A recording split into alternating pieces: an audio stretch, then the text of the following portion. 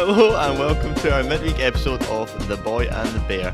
I'm joined as always by the Chuckle Brothers of the Old Firm, Paddy and Scott, and we are here to simply debrief Rangers' progression in Europe. That's right, Rangers' progression in Europe. How you feeling, Scotty boy? Good, yeah, really happy. Tough tie, Try telling your difficult face. conditions. I'm just a miserable git all the time. I can't, no amount of makeup will make me look happy. But I am really chuffed inside, really. I bet you enjoyed no part of that game. The final whistle, yeah. But no, I guess Sama's goal was good. There was a few players that did okay, and I think we're still obviously very early into the whole Russell Martin era of Rangers, so I'm going to temper my emotions and expectations this far. But I think it's a great result to get through to the next round. Very good of you to join us, Paddy boy. I did think you were maybe going to bail on this one. Yeah, I think in the future I'm going to set these ones out, to be honest. And if you're watching this, you'll see that Scotty and I have both got like Celtic Park and Ibrox backgrounds. I can only promise you that was unplanned. Like I'm recording in a different place today, so I was like, I'll put on a temporary Celtic Park background, and then Scotty joins the call with Rangers as the backdrop. We've been doing this for 3 years, and we've never thought to do that. And then today of all days, for the first midweek episode, yeah, we both look like absolute losers sat in our stadiums. Moving straight on to the game, Scotty boy. Main talking points for you coming out of it? I think the sloppiness in our passing was probably something that you would initially look at, just like we tried to play it from the back. Obviously, that's going to be a regular theme going forward. But I think some players will need to obviously get used to that step up very quickly. Name them. John Suter was good. He's a good siege defender, but struggles, I think, to play through the lines. So I think he got caught out a few times with some sloppy balls. I think the rotation in the midfield is going to get getting used to with Diomande and Raskin. They're always obviously moving, try to pick up space, and sometimes the passing didn't look all that impressive, but it is only 5 weeks in, so I think you can see what he's trying to do, and I think over the next couple of weeks that will get better and it'll be more fluid. So I think Nasser Giga did really well. He was very solid throughout the game. I thought Joe Rothwell was just solid.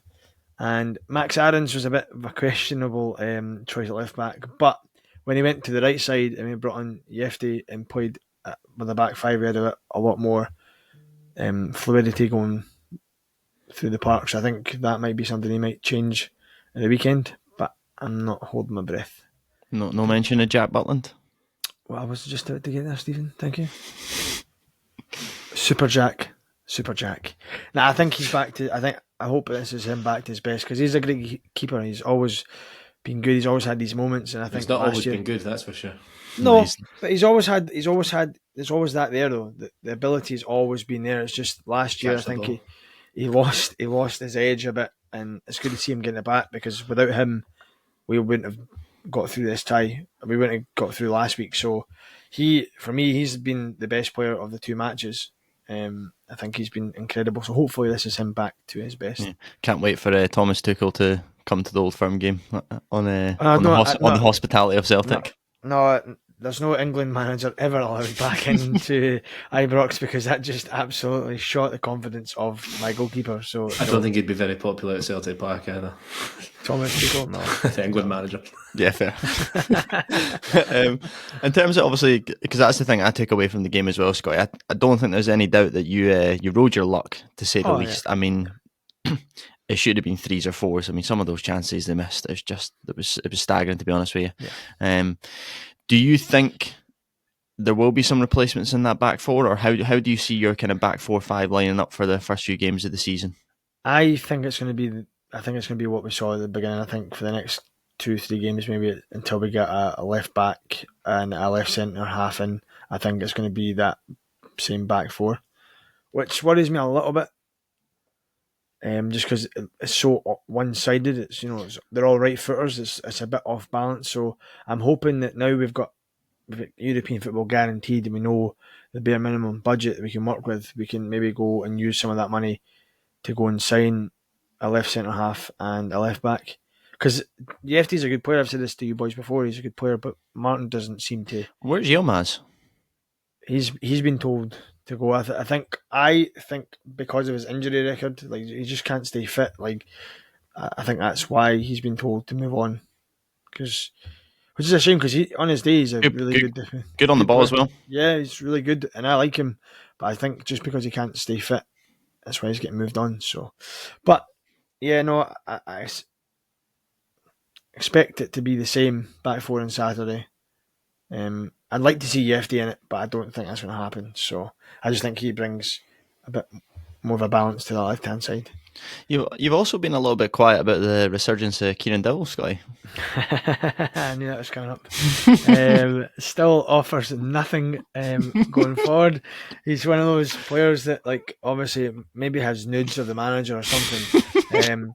I saw a tweet. Well, all Rangers managers, first day at the gaff, just taking photos. Like I heard someone say that Kieran Dowell must have pictures of Martin eating a cheeseburger or something. How he's vegan. And I'm like, but I don't know. Like I watched the game back with a clear head, and he did a power work off the ball. Like he was tracking, he was running, he was defending, but just going forward, like he offered nothing.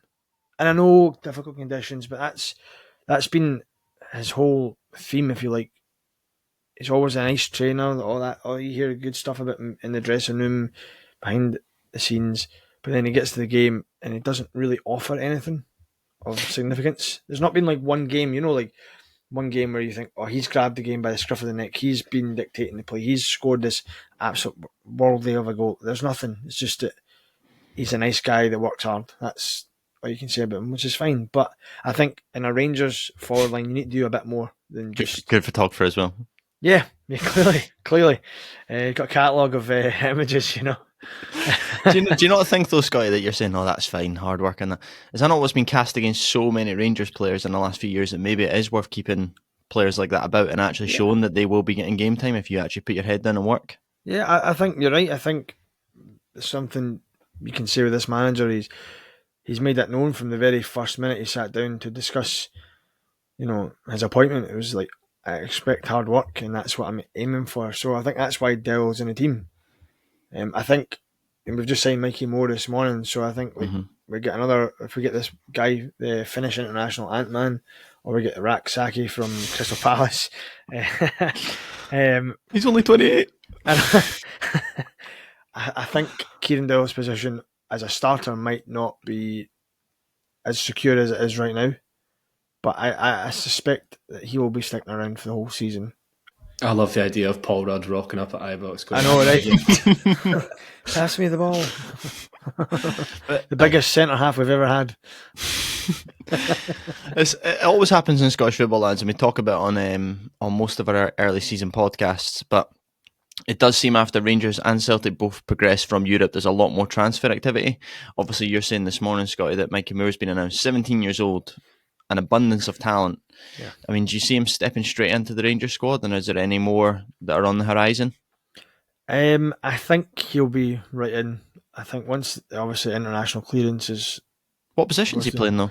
I think he's winger. I think he can play... He can play across the front three, but I think mostly left and right. And I suspect with Gassama on the left, I think Mikey Moore would be playing on the right. And then you've got Finlay Curtis, you've got Cortez, Dell as your backup, so I think it's not too bad options. But yeah, I don't suspect that Tottenham would have sanctioned a loan deal for one of their most promising players if he's not going to get guaranteed games. So I think he's coming here to start. I think once all the paperwork's finalised from clearance point of view, he'll be in the team, and I don't expect him to come out of it too often. You saw him last year in Europa League. He was very good. And he's an exciting player, so I think it's something to look forward to as a Rangers fan. I think it's a really good signing. I'm excited. This is the first time we've ever had like wide options, proper wide options for the first time in a couple of years. I think it's a credit where credit's due. I think if that was a signing that Celtic had made, I think we'd be really excited about it. So it wouldn't be fair for me to, rip you for that one. I think it's a great signing. Is it a season long loan? Yeah, season long. No obligations to buy. No, apparently, so 30 million release clause or something stupid like that. There's no chance we're paying that. Yeah. Apparently, apparently turned down Championship clubs as well to actually go to Rangers because he wanted to be playing at that level. So I think that's credit to him as well. Turned down Championship clubs so he could go and play with a bunch of Championship players at Ibrox. Still playing Champions League football, mate, which I'm going to come straight on to you about. Was there any concern from your point of view, Paddy, that obviously Rangers progressing through Europe? I know this stage financially isn't as big as obviously the next stage when you're talking 20, 30, 40 million pound. But you're looking at it and going, oh, they're going to sign a couple of bigger players now. No, genuinely, hand on heart, no concern. Like we need. I don't know how across the coefficient you both are, but Scottish clubs are doomed unless we start making significant progress. And if you, of course, I love watching Rangers get beat, but if you zoom out a little bit, ideally we need all 5 clubs that are in Europe this season to stay there for as long as possible. So Hibs put up a great effort last night. They were really unlucky not to take that to penalties. 2 wonder goals in that game. I don't know if you saw them. It's ridiculous. I live right next to Easter Road. You can honestly hear the deflation coming at the stadium when he scored that overhead kick. Absolutely mad. I felt bad for the Hibees. So no, until if Rangers make the Champions League, that'd be great. I hope they get scudded in every single game once they make it. But we need Scottish clubs in Europe, and I think it's something like in 3 seasons' time or something, there wouldn't even be a Champions League option for the winners of the Scottish League if they won it. Like, that's how bad our coefficients getting. Or if there was an option, we'd need to go through like 4 rounds of qualifying or something like that. So it's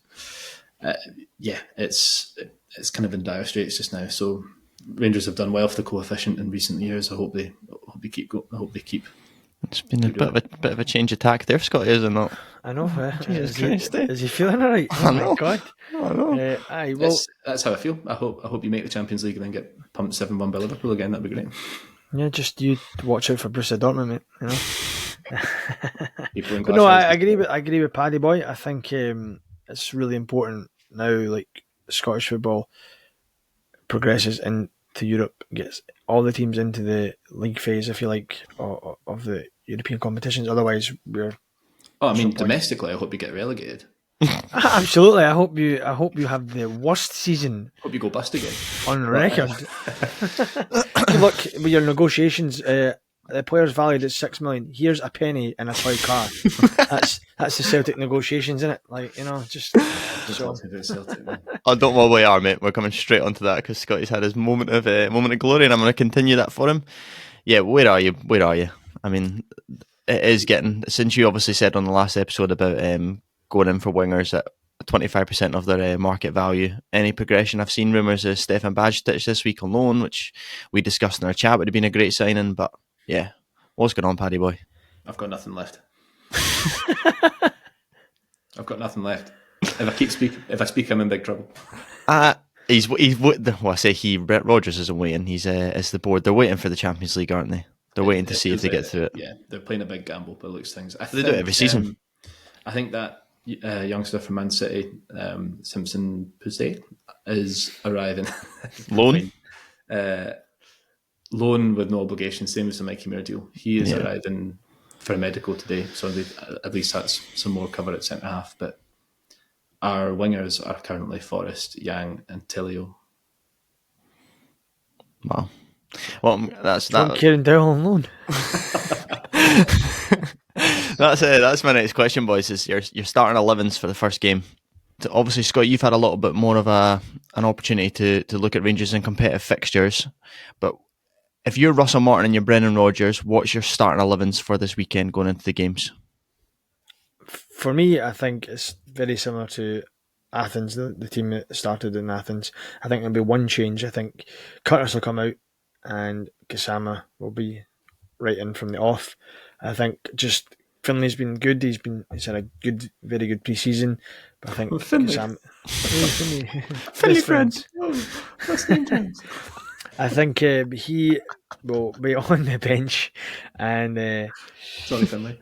Sorry, I'll just tell him your apologies. I think he will make an impact off the bench, but I think Gassama's done really well the last 2 games, scored both goals, turned the tie for us, so I think he will get a start. I think Dowell is obviously one of the manager's favourite at the moment. He works very hard off the ball, so I think that's why he stay in. I think Danilo is the only really fit striker we've got right now, so I think he keeps his place. I think the midfield is the same as it was in midweek, and the defence, I can't see Yefty coming in for Aarons.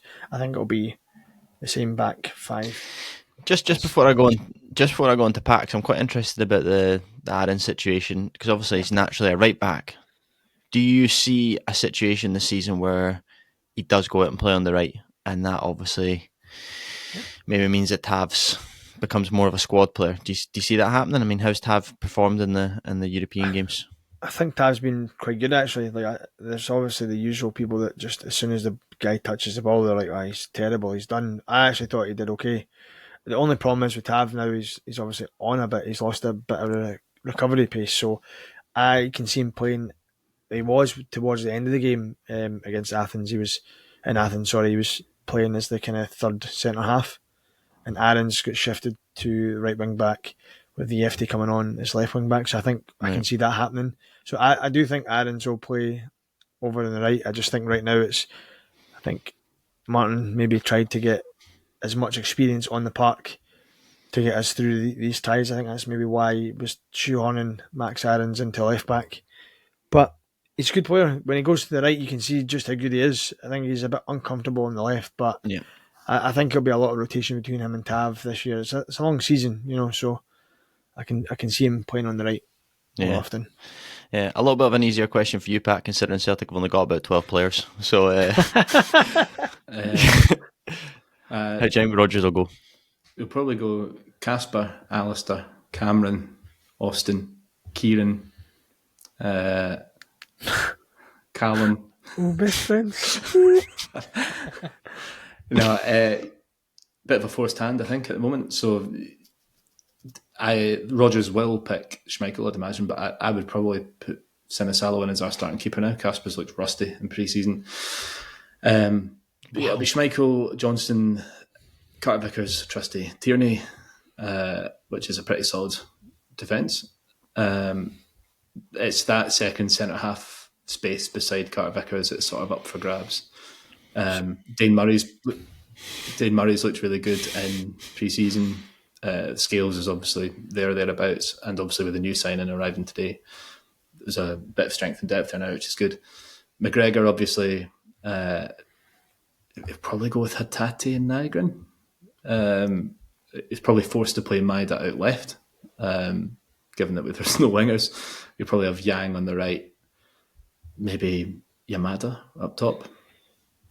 So yeah, it's going to be it might look a little bit different, but we'll see. I don't even know if I've picked 11 players for that starting 11, to be honest. I think you just start trying to name players, but I think you're just about there.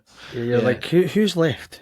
I think it's there's definitely not the strength and depth that Rodgers would like, but we'd say it all the time. If we're struggling for strength and depth, let's play some youngsters. If they're good enough, let's get some youngsters on the bench and see what they can do. That's Sean McArdle that started playing a lot. Well, I say a lot, some minutes last season and looked really, really good. Then, only I think maybe didn't even make the bench for the cup final, or didn't come on at least, and now seems nowhere to be seen. So it's kind of like, we just need a bit of that freshness back. Happens though, doesn't it? I mean, is KT just been playing left back whole pre-season? Have they trialled him in midfield at all? Or no, he's our left back. Yeah, and just if you didn't sign a badge stitch or something, you can see how you maybe fill in the Callum McGregor slot. But then the problem is you don't have a reserve left back. So Inamura. Oh, sorry, who Rodgers was going to send out on loan, but now can't because it's going to be an interesting couple of weeks, boys. It is indeed. Well, listen, thanks very much, lads, for joining me on this midweek episode of The Boy and the Bear. We are actually going to be putting a poll on our socials because we'd like to come up with a name, and you should have heard some of the ones Scotty Boy was spouting before this episode. So look out for that. But in the meantime, enjoy the weekend, boys, and I'll catch up with you next week. Speak soon. I promise to never use this background again. Hail, hail. Follow. Oh, friend, friendly friend.